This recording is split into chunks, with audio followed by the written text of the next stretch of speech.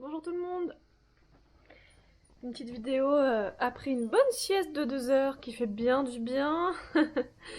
Bon déjà j'espère que tout va bien de votre côté. Voilà, j'ai enchaîné le travail pendant 5 jours d'affilée. Donc je suis très fatiguée, j'ai fait beaucoup de routes. Donc j'ai pris, alors ce matin j'ai travaillé de la maison et tout ça, j'avais beaucoup de choses à faire. Mais par contre cet après-midi, voilà, je prends du temps pour moi pour me reposer. Là j'attends une amie qui va m'amener une glace. Je suis trop contente, voilà. Donc je vous fais cette petite vidéo pour vous raconter un petit peu la suite des événements. Donc là depuis aujourd'hui je suis à 28 semaines d'aménorrhée. Alors attendez, je vous dis n'importe quoi, je suis pas du tout à 28 semaines d'aménorrhée. Je prends mon téléphone pour vérifier. Je sais, je commence à être complètement perdue. Tout s'enchaîne tellement que je ne sais plus où j'en suis. Non, je suis à 29 semaines d'aménorrhée. C'est compliqué dans mon cerveau. Enfin bref. Oui, c'est ça, je suis à 29 semaines d'aménorrhée, excusez-moi. Euh, ça montre vraiment que je suis fatiguée parce qu'en général, ce genre de choses, je m'en rappelle très bien. Et puis clairement, je dors trop pendant mes siestes. Je devrais me forcer à dormir qu'une demi-heure, mais je suis tellement bien dans le lit que j'ai trop du mal à émerger. Donc du coup, je me rendors et je fais une grosse sieste de 2 heures. Alors, donc j'ai un monitoring par semaine, ça se passe très bien. J'ai fait le 3e monitoring ce matin. La sage-femme est venue un peu avant 8 heures. Elle a des horaires très particuliers mais on arrive toujours à trouver un moment pour se voir, à part la semaine dernière où on n'était pas du tout en phase. On n'a pas du tout eu de moments communs. Mais la semaine dernière, c'était pas très grave parce que j'avais mon écho de croissance. Donc ça, c'est ma gynéco qui m'a proposé de me rajouter une 4e écho. Normalement, on a 3 échos, une par trimestre. Et en fait, ma gynéco m'a proposé de me rajouter une 4e écho, un peu comme une écho trimestrielle. Sauf qu'on voit d'autres choses. En fait, on a vu 4 dopplers différents. Le doppler du cordon, le doppler du cœur, le doppler de mes artères du bassin, les artères utérines, doppler du cerveau du bébé aussi. Voilà. Donc ça, ce sont des choses qu'on ne fait pas automatiquement et qui a été demandé par ma gynéco. Donc ça m'a fait en fait une 4e écho. Voilà, 4e écho trimestrielle qui s'est très bien passée. J'étais avec une gynécologue à la retraite qui fait ça voilà, pendant sa retraite, qui continue à faire des échographies. Une personne adorable. Dans l'hôpital où je suis, vraiment, les 2 sages-femmes que j'ai vues, ma gynéco et cette gynéco, sont vraiment extraordinaires. Je ne peux pas dire autrement, j'ai eu que des personnes géniales, aux petits soins, qui donnent de bons conseils. Elle m'a fait rire parce que elle m'a dit bon, il faut quand même que je vous félicite et tout, parce que vraiment on voit bien à travers votre ventre, à travers la membrane de votre ventre et tout, enfin on voit tout, ça veut dire que vous n'avez pas de gras sur votre ventre. Je l'ai regardé comme ça, je lui ai dit bah quand même j'ai pris 10 kilos quoi, parce que oui j'ai pris 10 kilos, alors ça aussi je l'ai très mal vécu, ça a été horrible. Enfin 9 ou 10 kilos quoi, mais ça fait 3 semaines, 2 semaines que je m'étais pesée, peut-être que maintenant je suis à 10 kilos. À ce moment-là j'étais à 9 kilos et je l'ai très mal vécu. Vu que je m'étais dit allez je ne prends qu'un kilo par mois, je vais essayer de faire les choses bien en mode maman qui grossit pas trop. Mais bon, pendant les vacances je me suis un peu trop lâchée. Bref, et donc elle m'a dit ça et ça m'a fait tellement plaisir en fait. C'est con, c'est un petit détail, c'est pas, ça change rien. J'ai toujours pris 9-10 kilos, je suis toujours grosse. Non, je plaisante, ça va, j'ai pas à me plaindre. Mais c'est vrai que c'est difficile de voir son corps changer, de se voir grossir. Et en fait, le truc, c'est que je pense que j'ai beaucoup de rétention d'eau au niveau des jambes. La circulation, je pense que c'est pas trop ça non plus. Et du coup, bah forcément, quand tu te baisses et que tu sens que tes jambes sont gonflées, c'est assez désagréable. Voilà. Je crois que mon ami arrive, je continue la vidéo après.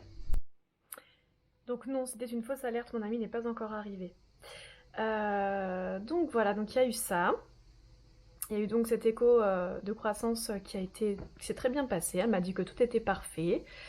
Donc c'était la semaine dernière, donc il faisait 1,290 kg, donc presque 1,300 kg. Donc il est bien dans les courbes, tout se passe bien, parfait, donc ça c'est top. Et depuis quelques jours, j'ai des douleurs au niveau de l'urètre. Je pense qu'il appuie. En fait, il a déjà la tête en bas, a priori. Bon, je pense qu'il bouge, hein, je pense qu'il tourne régulièrement. Mais au niveau, enfin en tout cas au moment de l'échographie de croissance, il avait la tête en bas et donc les jambes vers le haut. Donc il était en forme de haricot. Donc la tête comme ça et hop, les petites pattes vers le haut. Et voilà, et encore une fois, il nous a bien montré ses parties génitales, hein. C'est bon, on est sûr que c'est un garçon, là, il n'y a pas de souci. Ça me fait rire parce qu'à chaque fois, il se montre vraiment très facilement à ce niveau-là. Le reste, il a du mal à le montrer, mais ça, il le montre très bien. Donc voilà, donc nous a beaucoup rassurés, elle était vraiment top. Donc je pense qu'il appuie au niveau du col et de la vessie, ou un des deux, ou les deux, je ne sais pas. Ce qui est sûr, c'est que j'ai comme des décharges électriques qui durent environ 3-4 secondes, très intenses au niveau de l'urètre, ou au niveau de la vessie, je ne sais pas trop, mais je pense que c'est plutôt l'urètre. Et ça me picote très fort pendant 4 secondes, ça fait vraiment une sensation extrêmement désagréable. Et impression d'avoir envie d'uriner, alors qu'en fait, juste après la sensation, ça s'en va, ça s'estompe. Donc ça ne m'avait pas du tout fait ça pour ma fille, donc forcément ça me perturbe.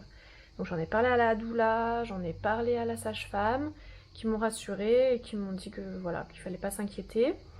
Mais ma sage-femme la semaine prochaine, pour me rassurer, veut bien m'ausculter pour voir si tout va bien à ce niveau-là. Elle me dit que si vraiment il y aurait un souci ou une modification du col, etc., j'aurais des contractions. Et au monito, j'en ai pas, donc logiquement, c'est que tout va bien. Également, la semaine dernière, on m'a fait une petite surprise. J'ai eu une petite baby shower trop chou. Enfin, petite, pour moi, elle était énorme. Je dis petite parce qu'on n'était pas beaucoup. Mais on était un tout petit comité. Mais c'était tellement bien. J'aurais pas... En fait, j'aurais pas rêvé mieux. C'était vraiment trop bien. Je devais rejoindre des amis. Et puis, en fait, il s'est avéré que c'était une baby shower. Donc, ils avaient fait une petite déco dans le jardin d'une de mes amies. C'était trop mignon. On a trop bien mangé. On a eu des petits cadeaux trop choux. Les jeux qu'on a fait étaient trop sympas. On s'est baigné dans la piscine et tout. Enfin, le rêve. Franchement, le rêve. Je pouvais pas rêver, mais honnêtement, c'était trop bien. C'était trop cool. Et donc, ça m'a énormément touchée. Et en fait, c'est une baby shower aussi avec une collègue à moi. Donc, en fait, on a le même métier. Et que j'aime beaucoup. Donc, voilà, c'est en train de devenir quelqu'un d'assez proche. Et en fait, c'était pour nous deux. Et j'ai trouvé ça encore mieux, en fait. Parce que du coup, on se sent pas tout seul en mode la star. Là, on est deux et c'est encore plus sympa de partager ça, en fait. Donc, on était là toutes les deux avec nos gros bidous et tout ça. Donc, elle est enceinte de 9 mois. Enfin, elle a commencé son 9e mois il y a pas longtemps. Et voilà, donc c'était trop cool. Voilà, c'était vraiment trop bien. Ça, c'était jeudi. Que vous dire d'autre ? Je crois que j'ai rien oublié, il me semble que je vous ai tout raconté. Sinon je continuerai. Ouais, donc oui, alors par contre c'est vrai que la sensation de pesanteur, de lourdeur au niveau du ventre est beaucoup plus importante que pour Orlan. Alors je ne sais pas si c'est parce qu'il a déjà la tête en bas ou si c'est parce que pour Orlan j'avais mon fibrome en bas de mon ventre et que du coup ça faisait barrière et qu'elle allait pas en bas tout de suite et que du coup ça... en fait elle était beaucoup plus haut Orlan tout simplement. Donc c'est peut-être pour ça. Tout le monde me dit qu'il est assez bas. Les gens que je croise au travail ou mes amis me disent ah oui il est bas quand même et tout. Donc du coup je vais essayer de pas forcer parce que je veux pas du tout enclencher un travail trop tôt. Surtout que j'aurai une césarienne programmée fin septembre donc je voudrais pas gâcher ça. Je voudrais pas que le travail commence avant et que du coup soit j'accouche par voie basse alors que c'est risqué étant donné que j'ai un utérus tricicatriciel ou risquer de faire une césarienne d'urgence quand c'est préparé c'est quand même beaucoup mieux. Donc voilà, donc ça il faudra que j'en parle aussi à ma gynéco.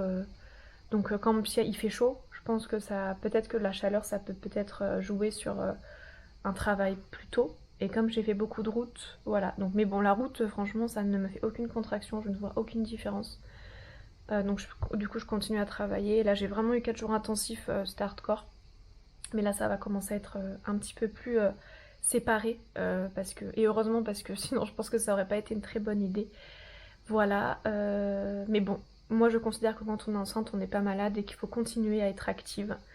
Je comprends celles qui peuvent pas du tout bouger, qui sont alitées et tout, parce que c'est pas leur faute et tout. Mais celles qui pourraient travailler et qui le font pas, je trouve ça dommage, même rien que pour le bébé en fait. Je pense qu'il faut continuer à être active, voilà.